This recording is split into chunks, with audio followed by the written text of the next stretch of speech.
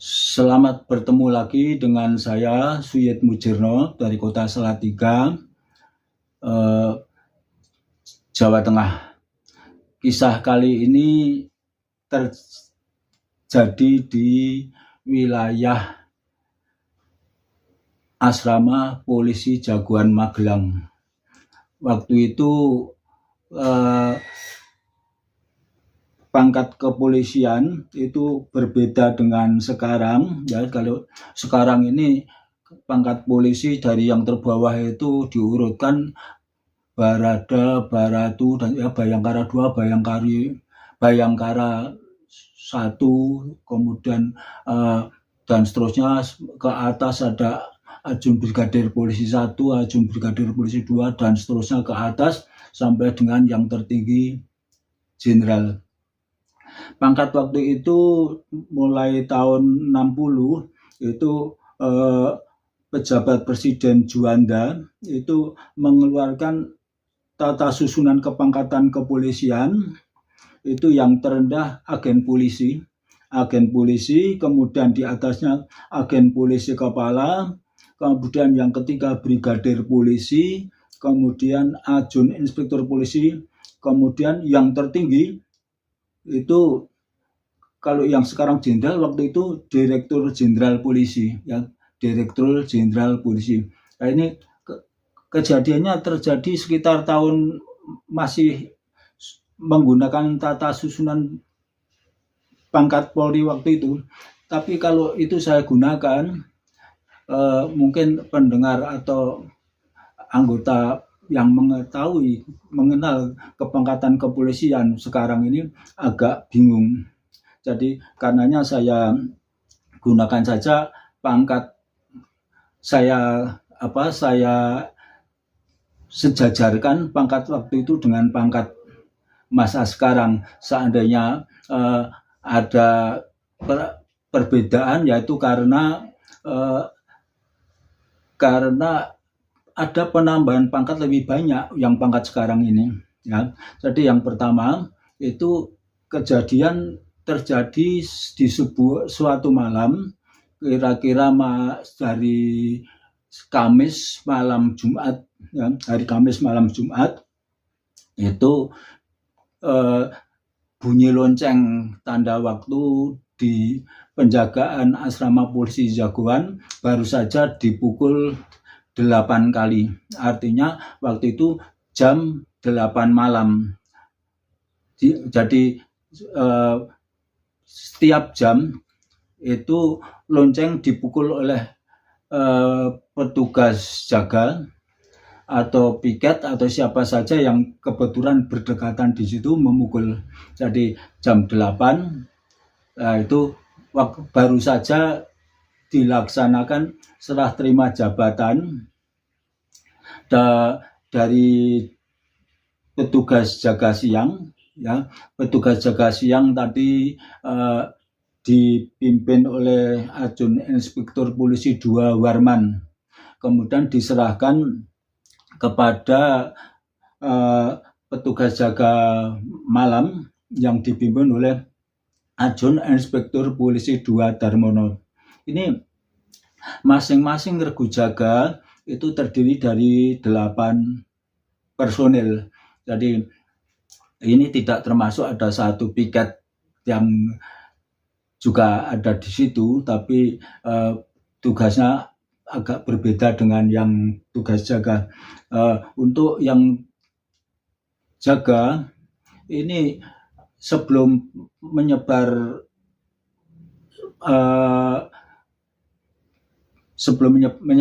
regunya ke berbagai pos, itu Darmono memberikan pengarahan, kemudian 4 orang termasuk Aibda Darmono sebagai pimpinan tetap berada di penjagaan, sedangkan 4 orang yang lain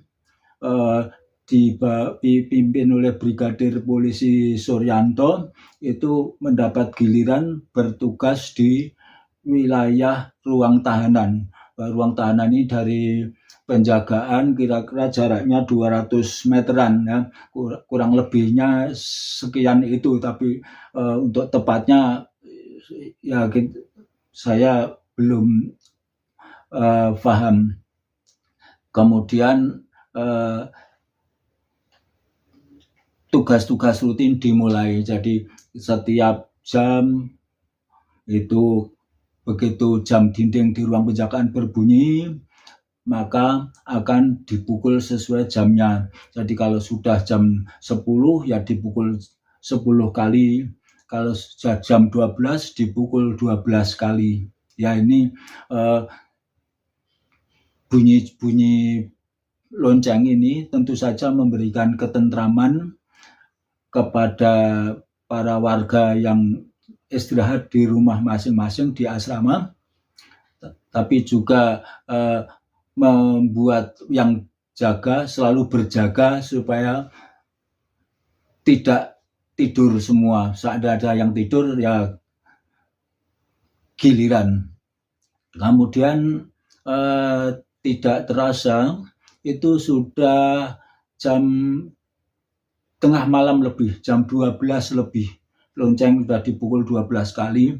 Kemudian ini Darmono ini lalu duduk di teras ruang piket. Jadi ruang piket dan ruang penjagaan ini jadi satu. Hanya di pinggir ruang piket ini ada yang di tembok setinggi sekitar setengah meter untuk ditanami bunga-bunga. Nah ini tentu saja temboknya ya, yang tidak ada tanahnya, bisa untuk duduk-duduk siapapun di situ, baik siang maupun malam. Nah ini Ajun Inspektur Polisi 2 Darmono duduk di situ sambil mengamati blok utara yang ada di sebelah kanannya dan blok selatan yang ada di sebelah kirinya. Jadi blok utara itu terdiri dari blok A, B, C. Kemudian blok yang sebelah selatan itu G, F, E ya. Jadi kadang-kadang warga menggunakan istilah blok kidul atau blok selatan dan blok lor.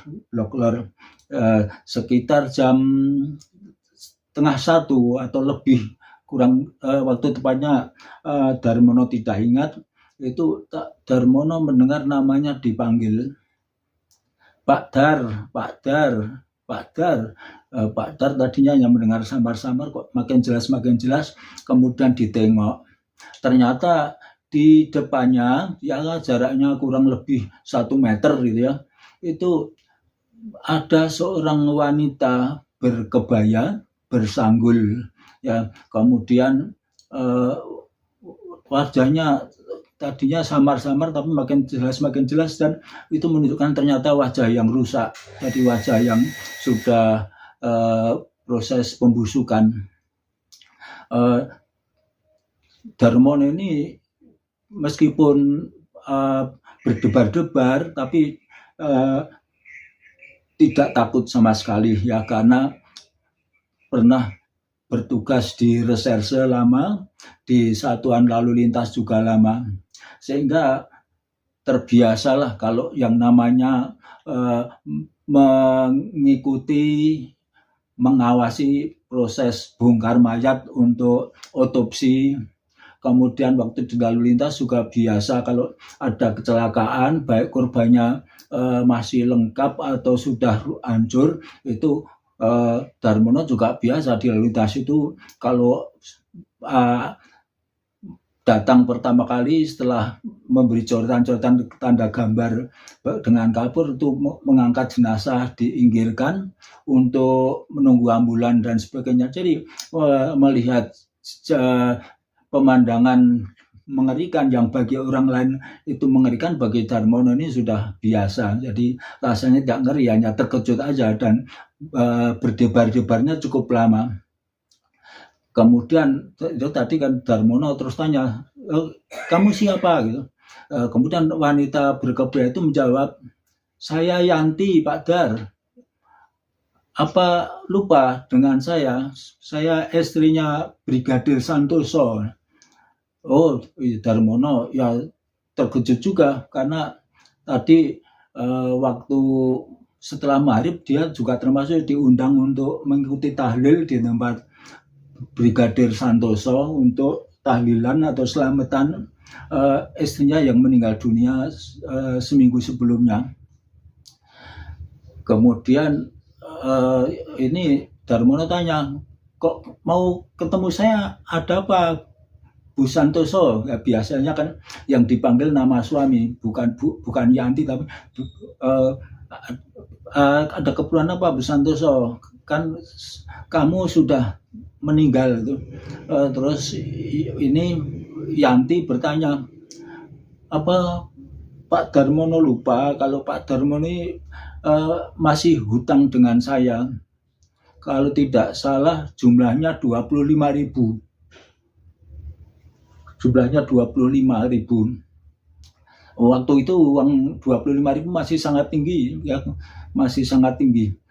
Kemudian Darmono, mikir-mikir, oh ya Bu Santoso, saya lupa, maaf ya. Kemudian cari-cari di sakunya, ternyata ada uang sejumlah yang untuk dibayarkan itu. Kemudian uang itu segera diberikan kepada wanita yang mengaku bernama Yanti itu. Begitu menerima uang itu, kemudian Yanti yang jelas berdiri di hadapannya itu semakin samar-samar dan terus hilang sama sekali. Waktu itu Darmono hanya berdebar-debar aja, tapi juga heran karena di kakinya di halaman tempat dia duduk-duduk itu belum diaspal, belum disemen, tapi kok tidak terdengar telapak kaki orang mengambah atau menapak di pasir-pasir itu, tidak ada suara sama sekali. Jadi Darmono hanya berpikir aja, apa tadi tidak menempel di tanah ya, kok tidak ada suara apa-apa. Ya sudah, Darmono terus merenung di situ sambil mengamat-amati dan mengenang kejadian tadi. Tapi itu semuanya disimpan sendiri aja. Kalau disampaikan kepada anak buahnya, nanti anak buahnya dikhawatirkan malah ketakutan. Jadi malah takut ya, meskipun polisi biasanya lebih berani daripada orang-orang sipil, orang-orang yang bukan TNI maupun Polri. Kemudian ini Brigadir Isman dan Alif itu minta izin kepada Darmono untuk mengaplus atau mengganti yang jaga belakang. Ya, jadi Brigadir Isman dan Alif akan mengganti yang jaga di ruang tahanan. Kemudian berbagi tugas, ya, keduanya sambil menyandang atau kalau bahasa Jawa itu nyangklong, membawa senjata di pundaknya, talinya itu dicandalkan di pundak, jadi nyangklong senjatanya laras panjang. Kemudian yang Isman berjalan ke arah blok A, artinya kalau dari penjagaan ke kanan atau ngalor. Kemudian yang Alif itu ngidul atau ke blok GFE, kalau dari barat EFG. Kemudian ya itu kita ke Isman, kita fokuskan ke Isman, ke Brigadir Isman.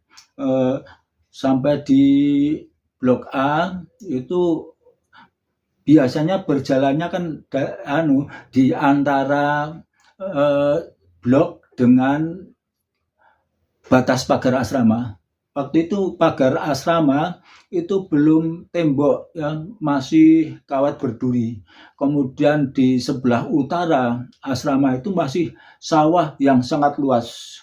Sehingga kalau dari asrama Polisi Jagoan itu kampung Gang Boto, Gang Cokro itu kelihatan seperti pulau-pulau pohon di tengah sawah di tengah lautan sawah, jadi sangat luas ya. Jadi karena tidak ada bangunan antara di luar pagar asrama sampai dengan ke kampung-kampung yang jauh itu, otomatis anginnya juga sangat kencang ya. Jadi bunyinya itu sangat gemuruh, baik yang kena pohon kelapa, pohon. Jadi warga itu kan biasa di luar pagar asrama itu. Nah, jadi pagar asrama pinggirnya lagi ada selokan atau sungai kecil, itu biasanya antara pagar berduri dengan sungai kecil itu warga ada yang nanam pisang, nanam singkong,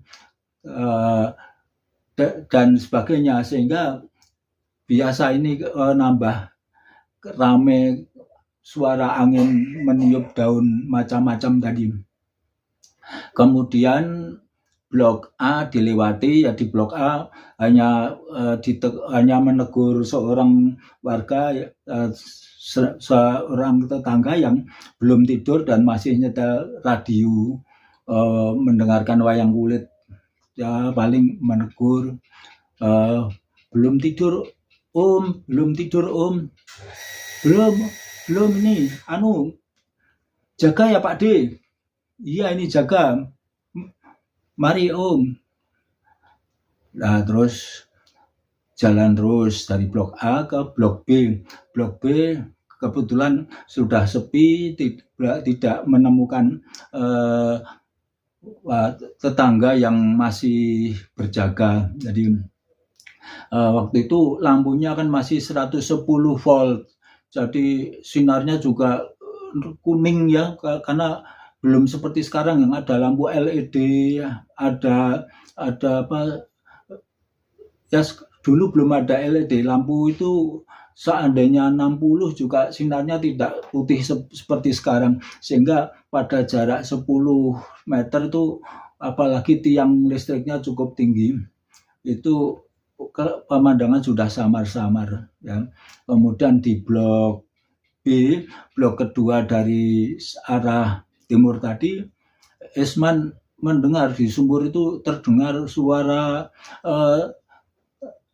timba, air dikerek dari dalam sumur. Jadi suaranya ya rame kan, suara timba dikerek, orang nimba air, kemudian terdengar suara orang mandi ya. Itu hampir jam 1. Makanya Esman juga heran, apa ndak dingin ya malam-malam mandi.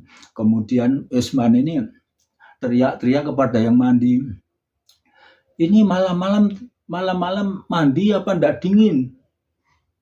Siapa ini? Ndak dingin om, ini rasanya panas. Saya Yanti, istrinya Pak Santoso. Ini Esman langsung, ini bulu kuduknya berdiri semua ya, langsung, karena ingat tadi dia juga ikut tahlil tempatnya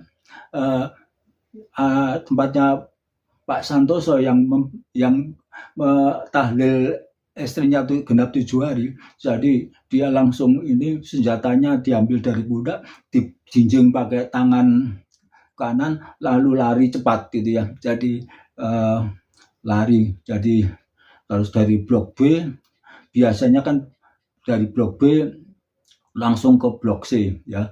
Saya langsung sampai di ruang tahanan, menikung ke kiri. Di kiri situ ada Ajun Brigadir Polisi 2 Jono. Jono melihat Esman lari-lari, tanya, kok lari-lari, ada apa Pak? Ini Esman jawab, wah hawanya dingin ini, saya lari-lari biar agak anget badan saya sambil olahraga. Oh ya bagus itu Pak. Terus kemudian omong sebentar, lalu serah terima, tukar tempat. Jadi Esman dan Alip yang menyusul beberapa menit kemudian juga tiba dari blok sebelah selatan, menyusul di situ, kemudian ganti 2 orang yang jaga ruang tahanan untuk bergantian pindah ke ruang penjagaan di depan.